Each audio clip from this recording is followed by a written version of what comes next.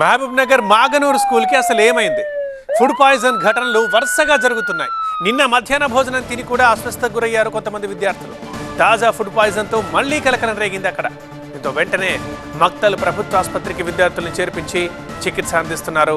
20 మంది పిల్లల్ని హాస్పిటల్లో చేర్పించారు. మహబూబ్ నగర్ జిల్లా ఆసుపత్రిలో వైద్యుల పర్యవేక్షణలో ఉన్నారు 2 విద్యార్థులు. అసలు ఈ వరుస ఘటనలపై ఆరా తీశారు మక్తల్ ఎమ్మెల్యే వాకిటి శ్రీహరి. హాస్పిటల్లో చికిత్స పొందుతున్న వారిని పరామర్శించారు ఎమ్మెల్యే.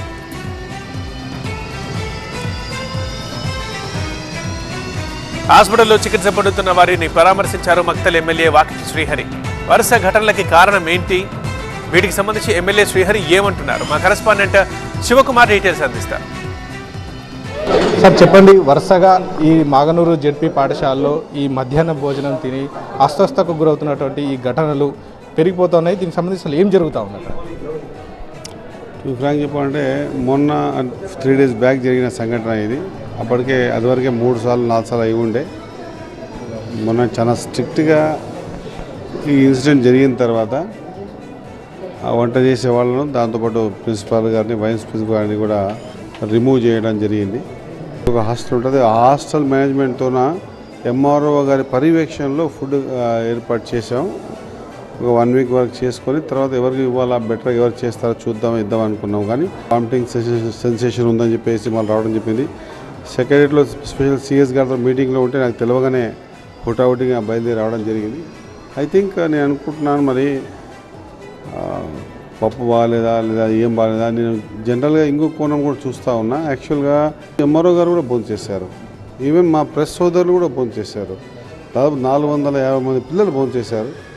మరి ఎక్కడ లోపం ఉంది అనేది నేను ఎస్పీ గారు కూడా పంపించి, అక్కడికి కలెక్టర్ గారు పంపించాను. ఈవెన్ నేను అనుకుంటున్నాను ఇంటర్వ్యూస్ పంపించి కూడా అసలు ఏంది విషయం ఏం తెలుసుకోవాల్సిన అవసరం ఉంది. 100% దీని మీద సీరియస్ యాక్షన్ ఉంటుంది. ఎందుకు ఇట్లా జరుగుతుందని చెప్పేసి నాకు తెలిసినంత వరకు ఇప్పుడైతే ఏం మిస్టేక్ జరిగి ఉండకూడదు.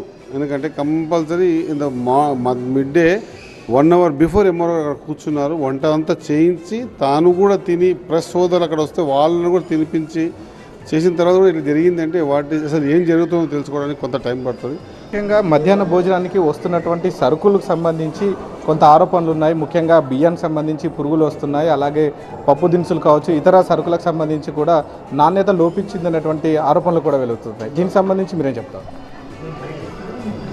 మేబీ మొన్న చెప్పిన విషయం ప్రకారంగా మేము బియ్యాన్ని కూడా ఎక్స్చేంజ్ చేసాం, కొత్త బియ్యం ఇప్పించాం.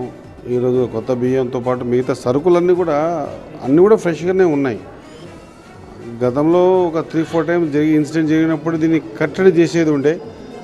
ఎక్కడ ప్రాబ్లం చేయాలంటే రొటీన్గా ప్రాబ్లం అయినా కూడా మళ్ళీ వాళ్ళ ద్వారానే వంట చేయించడం వల్ల కొంత అయిందని అనుకొని ఈసారి వాళ్ళని కూడా మనం రిమూవ్ చేసి కొత్త వాళ్ళకి ఇచ్చాం.